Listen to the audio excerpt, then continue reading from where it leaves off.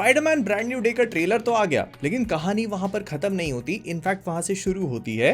वो क्यों है आगे बताता हूँ। फिलहाल के लिए तुम इतना जान लो कि डेविड जास्लाव, जिसने वार्नर ब्रदर्स को अच्छे से खिला पिला के तगड़ा कर लिया और अब उसको बेचने चला है, उसको इस पूरी पैरामाउंट वाली डील से 887 मिलियन मां मातृभूमि का, जो भाईजान की नई पिक्चर आ रही है ना नाम बदल के, उतने पैसे मिलेंगे। भाई यूट्यूब चैनल अपनी जगह, डॉक्टरी, इंजीनियरिंग, पिक्चरों में काम करना, पिक्चरें बनाना, सब अपनी जगह है। मैं ये जानना चाहता हूं कि ये वाली उंगल मस्ती करने के लिए कौन सी पढ़ाई करनी पड़ेगी। फिर रायन गॉसलिंग ने उनकी एमसीयू सिचुएशन पे एक बहुत ही बढ़िया सा अपडेट दिया है, जो इतना बढ़िया भी नहीं है, लेकिन हाँ चलो, कुछ नहीं से तो कुछ अच्छा। उनसे पूछा गया कि आप गोस्ट राइडर बन रहे हो क्या। उन्होंने कहा देखो, वी हैव हैड टॉक्स, हमारी बातचीत हो चुकी है, लेकिन इट्स कॉम्प्लिकेटेड। भाई ये अभी आने वाली पिक्चर में एक एस्ट्रोनॉट बना है जिसका स्पेसशिप एलियन फ्यूल से चलता है। 11 लाइट ईयर्स दूर पहुंचने के बाद ये एक एलियन से मिलता है जो पत्थर जैसा दिखता है और बात करने के नाम पे गाने गाता है।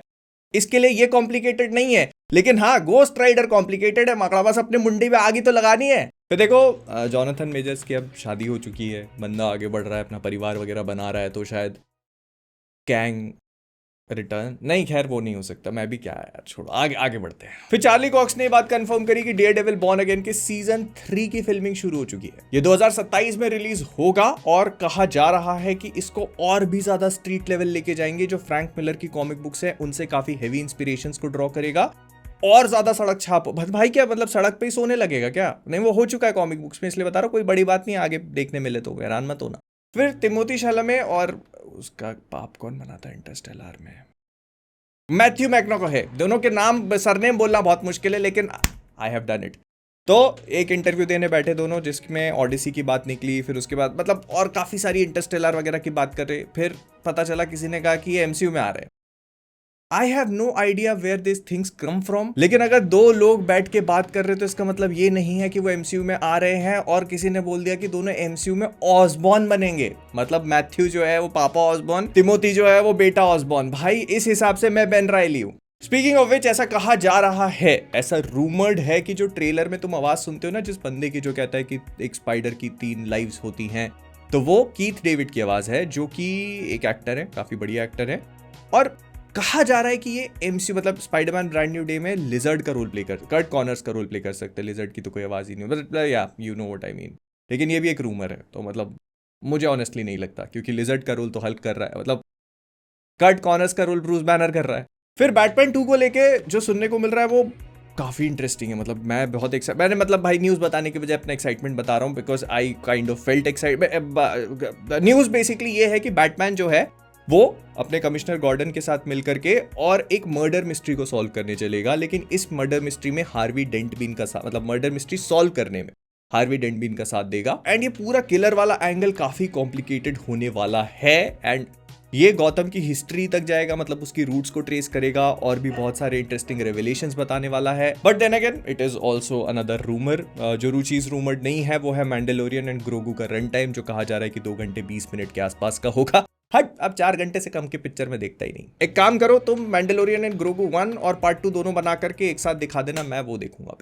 फिर पिछले हफ्ते क्रिम्सन डेजर्ट नाम का एक गेम रिलीज हुआ, जो कि जिसको खेलने के लिए मैं पर्सनली काफी एक्साइटेड था, लेकिन it kind of turned out to be a mishmash of stuff, because उसके कंट्रोल्स बहुत वियर्ड हैं। फिर उसके बाद उसके ग्राफिक्स इतने ज्यादा डिमांडिंग है कि आपका अच्छा खासा हाई टेक पीसी भी काफी पोटैटो पीसी वाली फीलिंग देता है।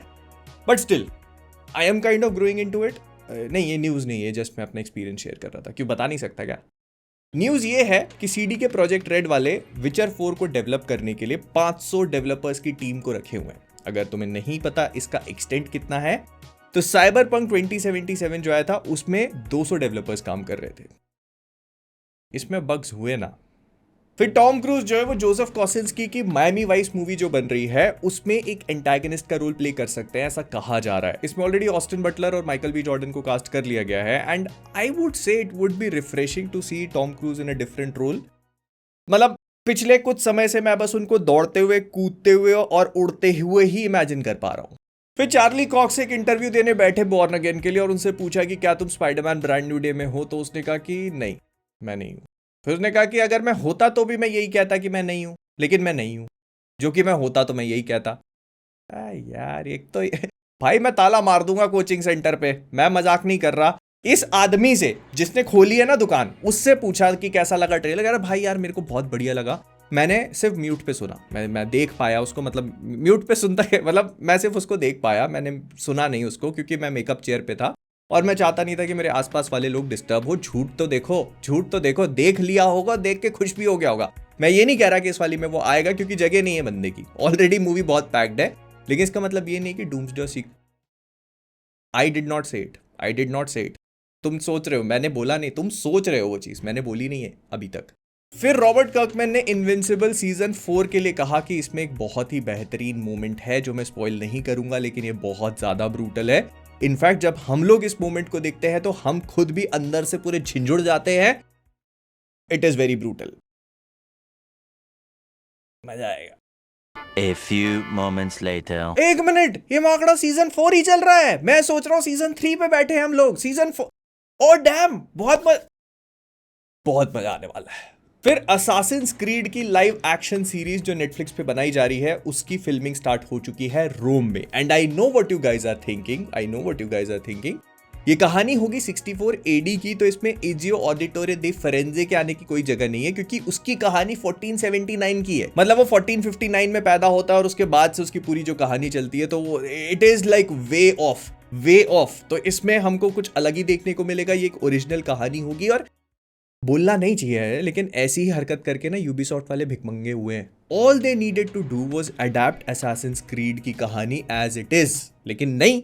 फिर फिल लॉर्ड और क्रिस मिलर, जो कि प्रोजेक्ट हेल मेरी आ रही है इनकी अभी एक मूवी, उसके बाद वो स्पाइडरमैन बियॉन्ड द स्पाइडरवर्स पे काम करने वाले हैं। तो उसमें जो स्पॉट विलन है उसको लेकर उन्होंने कहा कि जो उसकी पावर्स हैं उसको प्रेजेंट करने के लिए उन्होंने बहुत ही एक्स्ट्रा ऑर्डिनरी वेज निकाले हैं। जब थिएटर पे हम इसको देखेंगे, जब बड़े पर्दे पे देखेंगे, तो ये हमको एक अलग ही ट्रिपी टाइप का एक्सपीरियंस देगा और बहुत ही एब्स्ट्रैक्ट फीलिंग होगी।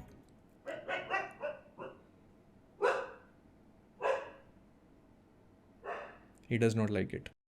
खैर एनीवे, कॉमिक बुक्स में स्पॉट जो है ना वो मैरी जेन को अपने अंदर ही घुसा लेता है। नहीं, फन फैक्ट बता रहा हूँ, इसका कोई कहानी से और न्यूज से रिलेशन नहीं है, बता नहीं सकते क्या। अब अंदर लेके कहाँ भेजता है वो नहीं बताऊंगा, मैं न्यूज बताने आया हूं ना। फिर ये सुनने को मिल रहा है कि सुपरमैन मैन ऑफ टुमारो जो मूवी आने वाली है, उसमें ब्रेनियक विलन तो होगा, लेकिन ब्रेनियक अकेला विलन नहीं होने वाला। See what James Gunn is trying to do, वो मैक्सिमा नाम के कैरेक्टर को इंट्रोड्यूस करवाने वाले हैं, जो कि सुपरमैन का कॉमिक बुक्स में एक ऑल्टरनेट लव इंटरेस्ट भी कही जा सकती है। मतलब it is kind of weird, क्योंकि ये एक ऐसी दुनिया से आती है जिसको ब्रेनियक ने डिस्ट्रॉय किया होता है सुपरमैन के क्रिप्टॉन की तरह, और फिर ये सुपरमैन के पास आकर उससे तो बोलना ठीक है में बॉन्ड करने की कोशिश करती है, क्योंकि उसको ऐसा लगता है कि एक सुपरमैन ही वो शख्स है जो उसकी एनर्जी को मैच कर सकता है और उसे एक संतान दे सकता है।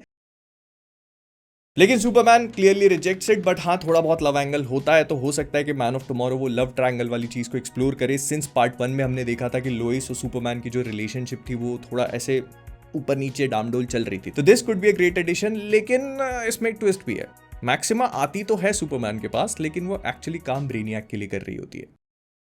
मूवी स्पॉइल कर दी है मैंने यार। अगली फिर डेयरडेविल बॉर्न अगेन के सीजन 2 के जो एपिसोड्स हैं उनकी लेंथ रिवील कर दी गई है, ये उनके नंबर्स हैं। और इसको देख के मैं बस इतना ही कहना चाहूंगा कि फाइनली हमें मार्वल का कोई एक ऐसा शो देखने को मिलेगा जिसके एपिसोड्स 45 मिनट से लंबे होंगे consistently, and I absolutely love it. फिर एक नई रूमर निकल के आई है जिसके हिसाब से एमा स्टोन जो है वो हमें एवेंजर्स सीक्रेट वॉर्स में स्पाइडर ग्वेन के रोल में देखने को मिल सकती है। हाँ सही है, और मॉकटेल से हम लोग अरबपति बन जाएंगे। अब हुई ना सेम लेवल की बात। फिर ये सुनने को मिल रहा है कि लैंटर्न्स जो शो आएगा ना वो डीसी यूनिवर्स के लिए एक्सेप्शनली इंपॉर्टेंट होने वाला है, क्योंकि उसी का इस्तेमाल करके ये लोग डीसी का जो ग्रेटर विलन है, जो डीसीयू में बड़ा विलन होगा जस्टिस लीग का, उसको बहुत ही धीरे से सेटअप करेंगे। नौ बहुत सारे लोगों का कहना ये पड़ता है कि डार्क साइड होगा, फिर जेम्स गन ने कहा कि डार्क साइड नहीं होगा, बट वी ऑल्सो नो कि एक शो आने वाला है जिसमें हम लोग स्कॉट फ्री, वो क्या असली नाम है यार उसका, 5 minutes later. Mister miracle, mister miracle को देखेंगे, और मिस्टर मिरेकल की कहानी डार्क साइड के बिना अधूरी है, एवरीवन नोज इट। तो डार्क साइड तो क्लियरली हमको पता चल ही जाएगा कुछ ही टाइम में, लेकिन क्या ये मेन जस्टिस लीग का विलन होगा अभी ये देखना है। फिर हर हफ्ते मेरे को मजा आता है ना कुछ ऐसे बतौलेबाजी वाली खबर देने में, ठीक है। अब इसमें कितनी सच्चाई है आई हैव नो आइडिया, लेकिन ये भी रूमर्ड है कि जैसे हल्क एंड वोल्वरीन की मूवी पे मार्वल वाले काम कर रहे हैं ना, तो वैसे ही स्पाइडरमैन और वोल्वरीन की पिक्चर पे भी काम हो रहा है। I can totally see this happening, क्योंकि अगर मुझसे 2 साल पहले कोई कहता कि स्पाइडरमैन और हल्क की पिक्चर आएगी अगली स्पाइडरमैन 4, तो मैं उसके मुंह पे 2 चप्पल मारता और 4 गाली अलग बकता, लेकिन इट इज हैपनिंग। और फिर किसी का ही कहना पड़ता है कि ना केवल वोल्वरीन और स्पाइडरमैन बल्कि स्पाइडरमैन और ह्यूमन टॉर्च की मूवीज पे भी काम हो रहा है। रुकनी नहीं चाहिए, ये सारी चीजें रुकनी नहीं चाहिए, आने दो। फिर स्पाइडरमैन ब्रांड न्यू डे का जो ट्रेलर आया था, तो इसमें ऐसा कहा जा रहा है कि काफी सारी चीजें जो हमको नहीं पता है, मतलब मैं ही बोल रहा हूं और तो ज्यादा लोग नहीं बोल रहे, बट मेरे ऐसा मोहित योद्धा द्वारा कहा जा रहा है कि बहुत सारी चीजें जो हमको नहीं बताई गई हैं, और उसमें से एक निकल के आती है इस मूवी का एक और विलन जो कि जैकाल हो सकता है। नहीं, आप नहीं, यहां महफूज नहीं है, आप थोड़ा कंट्रोल करें। ये बेसिकली स्पाइडरमैन का एक विलन है जो अगर ब्रांड न्यू डे में अपीयर होता है, जिसके चांसेस मुझे पर्सनली थोड़े कम लगते हैं क्योंकि now is not the right time, लेकिन अगर ये अपीयर होता है तो स्पाइडर पीटर के लिए चीजें और काफी ज्यादा कॉम्प्लिकेटेड हो सकती हैं। जी हाँ, रायन गॉसलिंग का गोस्ट राइडर बन के एमसीयू में आने से ज्यादा complicated, if you believe it. फिर मार्वल वाले ना कुछ तो खिचड़ी पका रहे हैं, और उसका रीजन मैं तुमको बता देता हूं। अब मार्वल की जो ऑलरेडी स्लेट थी उसमें 3 डेट्स और ऐड हो चुकी हैं। मतलब हम लोग इस साल दिसंबर में डूम्सडे देखेंगे, उसके बाद अगले साल दिसंबर में सीक्रेट वॉर्स, इस बीच उनकी कोई भी मूवी नहीं आने वाली। इसके बाद उनकी अगली डेट दिसंबर के 2 महीने बाद ही है, फरवरी 2028, जिसमें मैं सस्पेक्ट कर रहा हूं कि ब्लैक पैंथर 3 आएगी। उसके बाद आती है मई 2028, जिसमें एमसीयू की पहली एक्समैन मूवी सस्पेक्टेड है, और उसके बाद अगली मूवी नवंबर में शेड्यूल्ड थी, लेकिन अब जुलाई में भी एक रिलीज डेट ऐड कर दी है। इसका मतलब ये है कि मई 2028 में एक मूवी आएगी, उसके बाद जुलाई 2028 में एक और फिल्म आएगी, और नवंबर में भी। एंड ये सारी चीजें एक तरफ है, लेकिन चीजें और कॉम्प्लिकेट तब हो जाती है जब दिसंबर 2028 के लिए ऑलरेडी एक मूवी प्लान करी हुई है। तो आई एम गेसिंग कि ये लोग 1-2 रिलीज डेट को यहां पर शिफ्ट करेंगे। मतलब what I can see happening is कि 2028 में लोग 3 मूवीज को रिलीज करें, जिसमें से एक ब्लैक पैंथर 3 हो, दूसरी एक्समैन हो, और तीसरी सीक्रेट वॉर्स 2। मैं देखो, I will keep telling it till they don't announce it, या टिल दे अनाउंस इट, मतलब आई होप कि ऐसा कुछ हो। तो दिसंबर 2028 तक सीक्रेट वॉर्स 2, उसके बाद मई 2029 के लिए एक मूवी शेड्यूल्ड है, और जुलाई 2029 के लिए एक और। So this is pretty interesting. अब यहां पर एक मूवी जो 2029 में रिलीज हो सकती है, वो मैं स्पाइडरमैन 5 एक्सपेक्ट करके चल रहा हूं, और डेयर आई से एक जो रिलीज डेट है उसको ब्लेड ले, आई शुड प्रोबेबली स्टॉप। लेकिन हाँ, मतलब मेफिस्टो आ सकता है तो ब्लेड क्यों नहीं। खैर इन सब चीज़ों बात नहीं करते, लेकिन हाँ, इस पूरी चीज़ को देखकर ये समझ में आ रहा है कि मार्वल के अंदर कुछ ना कुछ खिचड़ी पक रही है, बिकॉज ये वो सारी मूवीज हैं जो हम लोगों ने सोच के रखी हैं। सीक्रेट वॉर्स ऑल्दो उन लोगों ने अनाउंस नहीं करी है, लेकिन दिसंबर की रिलीज डेट का मतलब यही है कि वो कोई एक एवेंजर्स लेवल मूवीज में पटकेंगे। पहले हो सकता है कि अगर सीक्रेट वॉर्स 2 प्लान नहीं थी तो ये लोग एक्समैन को दिसंबर की डेट दे देते, लेकिन अब क्योंकि मई में उनकी एक मूवी आनी है, तो that could, who knows, that could be Axeman, और हमको दिसंबर में सीक्रेट वॉर्स 2। खैर बस करते हैं इतना। I will see you in the next one. Please like, subscribe, Tata.